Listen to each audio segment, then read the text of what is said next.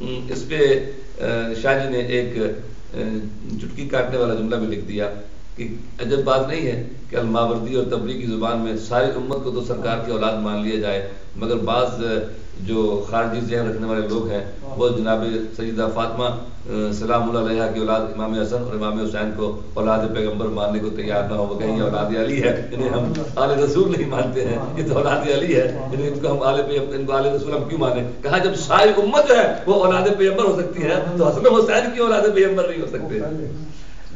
حضرت ابن عباس نے حضرت اس کو نقل کیا روح المعانی کے مصنف نے، علامہ علوسی نے اور مواہب الرحمان کے مصنف امیر علی نے، کہ والد سے مراد جو ہے وہ عقلا جو ذی عقل مخلوق ہے ان کی افزائش ہے، اور ولد سے مراد جو عقل سے عاری مخلوق ہے ان کی افزائش ہے۔ تو یہ ساری باتیں کہنے کے بعد پھر رب نے کہا کہ لقد خلقنا الانسان فی کبد، بے شک ہم نے انسان کو تکلیف میں پیدا کیا ہے۔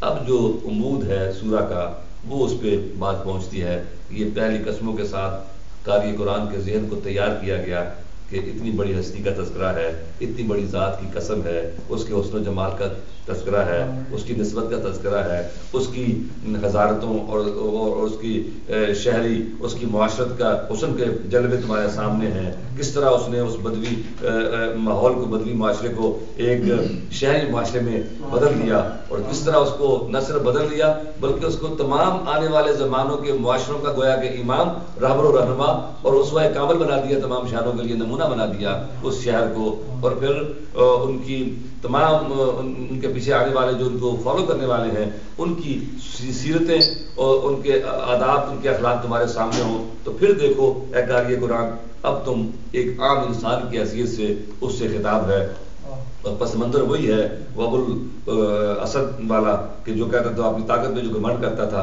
اور جو ڈینگے مارتا تھا اور جو تفاخر کرتا تھا اور جو تکبر کرتا تھا اور جو فضول خرچی کرتا تھا، جو اسراف کرتا تھا، جو تاجش میں اور بیراروی میں اور فضول ریاکاری میں اور شہرت خواہی میں اور لوگوں کا اپنا بڑا پن دکھانے کے لیے مال خرچ کرتا تھا اور پھر ظلم کرتا تھا، جبر کرتا تھا اور اپنی طاقت پہ ناز کرتا تھا، یہ سارا ماحول ہے۔ اور اس کے یہ انسان جو ہے یہ جیسے کہا نا ایک اور جگہ پہ قرآن پاک میں آتا ہے کہ ہم نے اس کے اندر برائی اور بھلائی کا جذبہ ودیت کر دیا، اس کے اندر ہی بہت سب کچھ موجود ہے، اس کے اندر سب کچھ موجود ہے، جنت کو پانا اور جہنم کو پانا اس کے اندر ہی رکھ دیا گیا، اس کے اپنے اندر ہی، اس کے وجود میں سب کچھ ہے، اسی سے نکلیں گی ساری چیزیں۔ جیسے ایک بزرگ صوفی کے مجھے قول یاد آیا، اس نے کہا جہنم میں آگ نہیں ہوگی، جہنم میں آگ نہیں ہے، یہ آگ ہر بندہ اپنے اپنے حصے کی آگ یہی سے لے کے جائے گا، اس کو بھر دے گا۔ لوگ اپنی اپنی آگ یہی سے جلا رہے ہیں اور وہ لکڑیاں جلا جلا کے اپنی اپنی آگ اپنے اپنے ساتھ لے کے جائیں گے۔ تو یہ کہا کہ انسان کے اندر ہی سب کچھ ہے، تو اب اس انسان کو ہر قیامت تک آنے والے انسانوں میں یہ دائیں موجود تھے، تکبر کے، تفاخر کے، ڈینگے مارنے کے، فضول خرچی کے، اسراف کے، ریاکاری کے، شہرت خواہی کے، ظلم کے، تعدی کے، جبر کے، استحصال کے اور لوگوں کو دبانے کے، یہ سارے دائیں موجود تھے۔ تو رب نے ہر قاری قرآن کے سامنے یہ بات رکھی کہ دیکھنا اس طرف نہ جانا، اس طرف نہ جانا، اور پھر یہ قسمیں کھا کر کے ان کے ذہن کو تیار کر لیا اور کہا لقد خلقنا الانسان فی کبد، بے شک ہم نے انسان کو تکلیف میں پیدا کیا، بے شک ہم نے انسان کو تکلیف میں پیدا کیا۔ کبد کیا ہے؟ کہا کبد یا کبود لغت کی کتاب جو ہے امام راغب اصفہانی المفردات میں لکھتے ہیں کہ کباد درد جگر کو کہتے ہیں، جگر میں درد بڑا شدید اور انسان کو وہ دل کو ہلا کے رکھ دے تو وہ کباد ہوتا ہے۔ تو کبد میں جو دقت ہے، جو مشقت ہے، جو تکلیف ہے، جو درد ہے، وہ اس کا اظہار ہے کہ انسان کو بڑے ہی جو انسانی زندگی جو ہے وہ کہتے ہیں کہ زندگی ایک درد مسلسل کی طرح کاٹی ہے، کس جرم کی پائی ہے سزا، جانے کس جرم کی پائی ہے سزا یاد نہیں۔ تو زندگی مسلسل ایک درد کا نام ہے، اس میں تکلیف ہی تکلیف ہے۔ تو کہا کہ جیسے درد جگر ہوتا ہے نا، تو اس کباد سے عربوں نے کبد کا لفظ نکالا کہ جب درد ہو، مشقت ہو، تکلیف ہو، مصیبت ہو تو اس کے لیے وہ لفظ استعمال کرتے ہیں۔ اور لسان عرب اور تاج العروض کے جو مصنفین نے بھی اس کی تائید کی، اور ابن فارس نے کہا کہ اس کا معنی درد کے سوا بھی ہے، اور وہ کیا ہے؟ وہ جو ابو الاسد کہتا تھا کہ سختی اور شدت اور طاقت، جہاں وہ لفظ آتا ہے تو وہاں قوت اور طاقت کے لیے بھی لفظ کبود جو ہے وہ استعمال کر دیا جاتا ہے. تو کہا کہ انسان کو مشقت میں پیدا کیا گیا ہے. اور فی ظلال قرآن کے جو مصری مصنف ہیں سید قطب شہید، انہوں نے کہا کہ مشکلات سے گویا اس میں یہ بات ہے کہ یہ بتایا جا رہا ہے انسان کو کہ تیری تو جبلت میں، تیری تو سرشت میں مشکلات سے لڑنا رکھ دیا گیا ہے. گھبراتا کیوں ہے؟ ہم نے تجھے پیدا ہی تکلیفوں سے کیا ہے. اور جس ماحول میں جو بندہ پیدا ہوتا ہے تو وہ اس کا مقابلہ کرنا اس کے آسان ہوتا ہے. جو سمندر کے کسی جزیرے میں پیدا ہوتا ہے تو اس کے لیے مچھلی کا شکار کرنا اور سمندر کی موجوں میں سے لڑنا کیا مشکل ہے. جو صحرا میں پیدا ہوتا ہے اس صحرائی انسان کے لیے صحرا کے سخت ماحول میں رہنا کیا مشکل ہے. اور جو اسکیمیز جو ہیں، جو سائبیریا کے یہ برف خانوں میں گلیشیر جو لوگ رہتے ہیں اپنے اگلو بنا کر کے، وہ ان کے لیے کیا مشکل ہے؟ ہمارے لیے مشکل ہے، ان کے لیے مشکل نہیں ہے. تو کہا کہ انسان کو تو پیدا ہی تکلیفوں میں کیا میں نے. تو سید قطب شہید کہتے ہیں کہ جب پیدا ہی مشکل میں ہوا ہے تو اس کا معنی یہ ہوگا کہ انسان کو حوصلہ دیا جا رہا ہے کہ گھبراؤ نہیں، دعوت حق کے راستے میں جو مصیبتیں آئیں، جو تکلیفیں آئیں، تو ذرا سینہ تان کے نکلو اور نکلو ان مصیبتوں کا مقابلہ کرنے کے لیے. جب تم تو پہلے مشقتوں کے لیے ہوئے ہو تو اب تمہارے لیے مشقتوں کے کیا معنی رکھتی ہیں؟ تم کامیاب ہو گئے اور منزلیں جو ہیں وہ تمہارا. اور یہاں پہ انہوں نے ایک اور مصری مصنف کے حوالے سے بڑا طویل کلام کیا. میرے پاس وقت نہیں ہے کہ میں اس طرف جاؤں.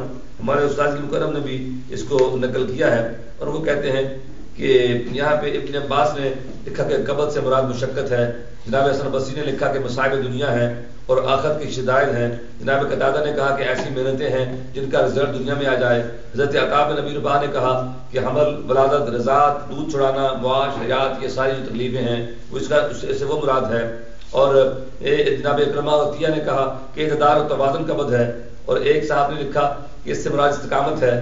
اور حضرت ابن عباس کا قول جو ہے وہ امام راضی نے یہ بھی لکھا کہ اس سے مراد یہ ہے کہ ہم نے آپ کو اس کا معنی استوا ہے، کھڑا ہونا، کہ باقی مخلوق جو ہے وہ اپنے سر کو جھکا کے چلتی ہے، مگر انسان تو جو ہم نے پیدا ہی ایسا خوبصورت کیا ہے تو سر کو کھڑا کر کے چلتا ہے، تو گردن فراز کر کے چلتا ہے. یہ تیرا حسن ہے. تو یہاں پہ کہا کہ ہم نے تو انسان کو پیدا ہی بڑی مشقت میں کیا ہے. تو اس پہ اگر غور کیا جائے کہ انسان کو کس مشقت میں اور کس تکلیف سے انسان پیدا ہوتا ہے تو اس کی تو تخلیق کے آغاز ہی سے مشقت شروع جاتی ہے. وہ فرماتے ہیں کہ ماں کے پیٹ میں جو ایک خون کے لوتھے سے اس کا سفر شروع ہوتا ہے تو پہلے خلیے سے لے کر کے اس کے استقرار کا ہی خطرہ ہوتا ہے کہ یہ ٹھہرے گا کہ نہیں ٹھہرے گا، یہ باقی رہے گا کہ نہیں باقی رہے گا. کئی وجود پانے سے پہلے ہی وہ ضائع ہو جاتے ہیں. اور پھر کہا کہ وجود پانے سے لے کر پھر وہ ماں کے پیٹ میں کس طرح غذا اس کو ملتی ہے. اور کہا کہ جب وہ بچہ جنم لیتا ہے تو ماں کو جو تکلیف ہوتی ہے تو ایسا نہیں کہ بچے کو تکلیف، بچے کو بھی تکلیف ہوتی ہے. اور جب بچہ جنم لیتا ہے تو آپ اس کی چیخ سنتے ہو. تو کہا یہ چیخ کیا ہے؟ جب وہ پیدا ہوتا ہے تو ابھی اس کے پھیپھڑوں کو سانس کے نظام تنفس کی ابھی عادت نہیں ہے، اس کے نظام انہضام کو ابھی ہضم کرنے کی عادت نہیں ہے، اس کی رگوں میں بھی خون کے ارتعاش اور دوڑنے کی بھی اس طرح کی عادت نہیں ہے. جب وہ زمین، اس کی آنکھوں کو بھی کچھ باہر اس لیے وسیع دنیا دیکھنے کی بھی عادت نہیں ہے. تو جیسے وہ باہر آتا ہے اس کے پھیپھڑوں کی نالی کھلتی ہے اور سانس اندر جاتا ہے، وہ دقت جو مشقت اس میں گزرتی ہے وہ چیخ اٹھتا ہے. تو آپ کہتے ہو بچے نے پیدا ہوا بچے نے چیخ ماری ہے، تو بچہ تو پیدا ہوتے ہی چیخ مارتا ہے، تو گویا مشقت میں آتا ہے. پھر جب وہ بڑا ہوتا ہے اس سے بیٹھا نہیں جاتا ہے، وہ گرتا ہے پھر بیٹھتا ہے، پھر گرتا ہے پھر بیٹھتا ہے. پھر جب وہ کھڑا ہوتا ہے تو اس سے کھڑا نہیں ہو جاتا، اس کے قدموں میں طاقت نہیں ہوتی ہے. پھر وہ لڑکھڑاتا ہے، پھر وہ چلنے سے پہلے گھٹنوں کے بل چلتا ہے، پھر گھٹنوں کے بل چلتے پھر کھڑا ہو جاتا ہے، پھر وہ ایک قدم لیتا ہے، پھر دو قدم، پھر وہ بھاگتا ہے. اور پھر ایسے ہی اس کے دانت نکلتے ہیں، پھر اس کے دانت نکلنے میں بچے کو تکلیف ہوتی ہے. آپ جانتے جو بچوں والے جانتے ہیں کتنا مشکل وہ مہینے ہوتے ہیں جب بچے دانت نکال رہے ہوتے ہیں. اور پھر دانت نکالنے کے بعد پھر دودھ چھڑانا کتنا مرحلہ ہوتا ہے ماؤں کے لیے. بچے دودھ پینا چھوڑتے نہیں ہیں، 5-5 سال 6-6 سال تک کئی بچے دودھ نہیں چھوڑتے ہیں. اور پھر کیا جتن کرنے پڑتے ہیں دودھ چھڑانے کے لیے ان سے. اور مشقت ہی مشقت ہے. پھر وہ کھانا پھر ان کی ٹین ایج ہے، پھر ٹین ایج کے خوفناک جو مسائل ہیں وہ اس کو گھیر لیتے ہیں. ماں باپ ان کو سنبھالنا چاہتے ہیں، سنوارنا چاہتے ہیں، بچے بگڑنا چاہتے ہیں. اور پھر ایک مشقت کی مشقت ہے. پھر وہ جوان ہو جاتے ہیں، ان پہ جوانی آتی ہے، حسن آتی ہے، طاقت آتی ہے ان میں. اور پھر وہ ہر ایک کو چیر پھاڑ دینا چاہتے ہیں، اپنی قوت کا مظاہرہ کرنا انسان چاہتا ہے. اور پھر ماحول اس کو جکڑتا ہے. تو مشقت ہی مشقت ہے. کہیں کوئی بھی کام ایسا نہیں ہے جس میں انسان کی مشقت نہیں ہے. وہ کوئی کام کرنے جاتا ہے, وہ دنیا کمانا چاہتا ہے تب مشقت ہے, وہ دین کمانا چاہتا ہے وہ تب مشقت ہے, وہ کوئی کام سیکھنا چاہتا ہے تب محنت ہے, وہ کوئی عروج پانا چاہتا ہے تب مشقت ہے, وہ قلم کا کام کرے گا اپنے اس کو دماغی مشقت کرنی پڑے گی, وہ کوئی ہاتھ کا کام کرے گا اس کو اپنے ہاتھ کی مشقت کرنا پڑے گی. کوئی کام ایسا نہیں ہے جو بغیر محنت اور مشقت کے نہ ہو سکتا ہو. رب نے کہا کہ لقد خلقنا الانسان فی کبد, ہم نے تو انسان کو پیدا ہی مشقت میں کیا ہے, تکلیف میں کیا ہے, اور یہ تکلیفیں انسان کا جو ساتھ ہے وہ مرتے دم تک نہیں چھوڑتی ہیں. اسی لیے کسی نے کہا تھا نا کہ اب تو گھبرا کے یہ کہتے ہیں کہ مر جائیں گے. جب مصیبت پڑتی ہے نا بندہ کہتا ہے میں تو اس طرح تو میں مر ہی جانا چاہتا ہے, اس سے میں مر ہی جاؤں تو اچھا ہے. اتنی تکلیفیں انسان میں ٹوٹتی ہیں کہ انسان کہتا ہے بس مر ہی جائیں تو اچھا ہے. وہ کہتا ہے کہ اب تو گھبرا کے یہ کہتے ہیں کہ مر جائیں گے, اور مر کے بھی اگر چین نہ پایا تو کدھر جائیں گے, اگر مر کے بھی چین نہ پایا تو کدھر جائیں گے. اس لیے جناب امام حسن بصری علیہ الرحمہ کی یہ بات وہ کہتے ہیں کہ قبض سے مراد جو ہے وہ دنیاوی مشقتیں بھی ہیں اور اخروی مشقتیں بھی ہیں. جو وہاں بھی جو حساب اور میزان اور پل صراط جو کھڑے ہیں انتظار کر رہے ہیں وہ بھی اتنا آسان منظر نہیں ہے. تو کہا کہ کوئی بھی شے حاصل کرنے کے لیے انسان کو محنت کرنی پڑے گی. اگر آپ دنیا کمانے کے لیے محنت کرتے ہیں تو آخرت کے لیے بھی محنت کرنی پڑے گی. اس کے لیے بھی راتوں کو جاگنا پڑے گا, جگراتے کاٹنے پڑے گی, اپنی آنکھوں کو نیند کے مزوں سے دور کرنا پڑے گا. جب ساری خدائی سو جائے, جب سارا زمانہ نیند کی آغوش کے مزے لے رہا ہو, اس وقت بندے کا بستر کو چھوڑ دینا. تتجافا جنوبهم من المضاجع, رب تعریف کرتا ہے لوگوں کی کہ جن کو رب کی محبت جو ہے ان کے پیروں کو بستر سے جدا کر دیتی ہے. جب رب کی محبت ان کو اٹھا دیتی ہے وہ کہتے ہیں نا کہ رات پوے تے بے دردانو نیند پیاری آوے, رات پوے تے بے دردانو نیند پیاری آوے تے درد مندانو یاد سجن دی ستیا آن جگاوے. درد مندانو یاد سجن دی ستیا آن جگاوے. جن کے دل میں رب کی محبت ہے, رب کے رسول کی محبت ہے, ان کو نیند کہاں ہے. جن کی آنکھیں لڑ جاتی ہیں وہ پھر سوتی کب ہے, وہ تو اس جمال کے جلووں میں رہتی ہیں, وہ تو دزدیدہ نگاہوں سے اس جمال کو تکتے رہتے ہیں جو کبھی ایک بار انہوں نے دیکھ لیا ہوتا ہے. تو میرا مضمون سمٹتا ہے آج کے درس یہیں تک ہم کر سکیں گے, تب ہمارے پاس وقت نہیں ہے. باقی مضامین انشاءاللہ اگلے درس میں ہم کریں گے کہ انسان مشقت سے پیدا کیا گیا ہے تو اس کو محنت کرنا ہی اس کا حسن ہے. انسان کا حسن جو ہے وہ محنت کرنا ہے. تو جو بھی کام ہم کرنا چاہیں اس کے لیے ہمیں محنت کرنی چاہیے. جو دین کے کام ہیں وہ بھی بغیر محنت کے نہیں ہو سکتے. ایسا نہیں کہ ہم اخبار میں اعلان کرتے ہیں اور آ کے بیٹھ جائیں لوگ آ جاؤ ہم سے درس سنیں. اس کے لیے ہمیں لوگوں کے گھر گھر جانا پڑے گا. لوگوں کو جیسے میرے اور آپ کے آقا مولا جن کے نام کی قسم سے رب نے یہ سورہ شروع کیا نا, ان کی مبارک زندگی دیکھیے کہ مکہ والے بچوں کو پیچھے لگا دیتے ہیں, شور کرتے ہیں, مگر آپ پھر بھی دعوت حق دیتے ہیں. خانہ کعبہ کے اندر وہ آپ پھر بھی قرآن سنا, وہ نہیں سننا چاہتے مگر پھر بھی وہ کان منہ میں ڈالتے ہیں, مگر پھر بھی آپ قرآن سنا رہے ہیں. کہیں میلہ لگتا ہے وہ میلے میں چلے جاتے ہیں, وہاں جا کے لوگوں کو رب کا پیغام سناتے ہیں. وہ آر محسوس نہیں کرتے لوگ کیا کہیں گے. تو ہمیں کیا آر ہے کہ رب کے دین کا کام کرتے ہوئے کسی کو پمفلٹ دینا پڑ جائے, کسی کو کال کرنی پڑ جائے, کسی کو دعوت دینی پڑ جائے. تو ہمیں جتنے ہمارے دینی کام ہیں اس کے لیے اس ہمت اور جرأت سے ہمیں کام کرنا چاہیے کہ ہمیں کوئی گھبرانا نہیں چاہیے کہ لوگ کیا کہیں گے. مجھے لوگ کہیں گے, شرم آتی ہے. جیسے بات کسی بچے سے کہنا بیٹا اذان دو, مجھے شرم آتی ہے. تو کیا جتنے اذان دینے والے ہیں وہ شرم کے بغیر ہیں. تو کہا کہ یہ دینی کام کرنے میں شرم کس بات کی. جب دین کا کام کرنا ہے تو کوئی مشکل نہیں ہے, کسی مشکل سے نہیں گزارنا چاہیے اور ہر مشکل کا مقابلہ کرنا چاہیے جیسے ہمارے آقا مولا محمد رسول اللہ صلی اللہ علیہ وسلم نے کیا.